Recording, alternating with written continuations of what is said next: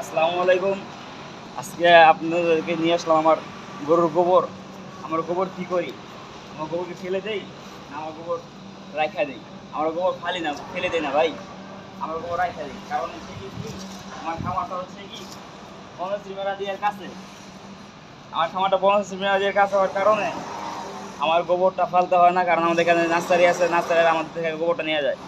তাদের কি শর্তটা কি, যে ভাই আমাদের শুকনো গোবর দিবেন। দেখছেন আমার গোবরটা একদম শুকনা শুকনা। মানুষ বলে যে কি গরুর গোবর, ভাই গরুর কিছু ফালান জানা ভাই।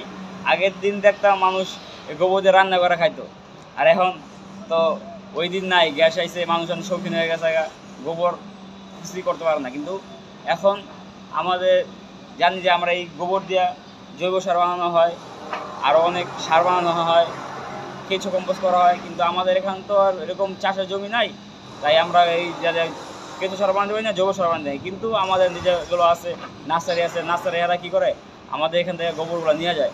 ওই ভাই আপনার এটা জমায় রাখেন, আমি এগুলো গোবর নিয়ে যাবো। আবারও আমাদের এখানে কিছু ছাদ বাগান করে যারা, তারা আমাদের থেকে গোবর নিয়ে যায়। তারা কি বলে, ভাই আমাদের রেখে একটু শুকনো গোবর রাখবেন। আমি তাই এগুলো জমায় রাখছি, এই পাশে জমায় রাখছি, এই পাশে জমায় রাখছি। এগুলো তারা কী করে আমাদেরকে নিয়ে যায়। এই দেখছেন যে বস্তা, এই বস্তার মধ্যে আমরা গোবর রেখে দিচ্ছি। আমার এক বড় ভাই বললো কি, ভাই আমার 10 বস্তা গোবর দিও। আমি বলছি ভাই আপনাকে 10 বস্তা গোবর দিও, ভাই আমার তো দেওয়ার মতো লোক নাই, আপনাকে যে যে পৌঁছায় দিব এরকম লোক নাই, আপনি কষ্ট করে নিয়ে যেতে দেবো। এ বলছে কি, ভাই আমি কষ্ট করে নিয়ে যাবো, তুমি খালি তোমার লোক করে দিয়ে ভরে রাখো। আমি আমার লোক দিয়ে বলছি না, গোবর ভরে রাখছে। বড় ভাই এসে গোবর নিয়ে যাবো শুক্রবার, কারণ উনি আবার সরকারি চাকরি করে, পুলিশ অফিসার। তাই উনি শুক্রবার ছাড়া অফ পায় না, তাই শুক্রবার শনিবার ওনার গোবরগুলো নিয়ে যাবো। আর হচ্ছে দেখছেন আমাদের এখানে সব গোবরই শুকায় রয়েছে। এই যে ওখান থেকে এক আঙ্কেল ছাদ কৃষি করে, উনি কিছু গোবর নিয়ে গেছে, আর এগুলো ভরে রাখছি। যদি আপনাদের কারো লাগে আমার সাথে যোগাযোগ করবেন, আমার নাম্বার দেওয়া থাকবে ইনশাল্লাহ।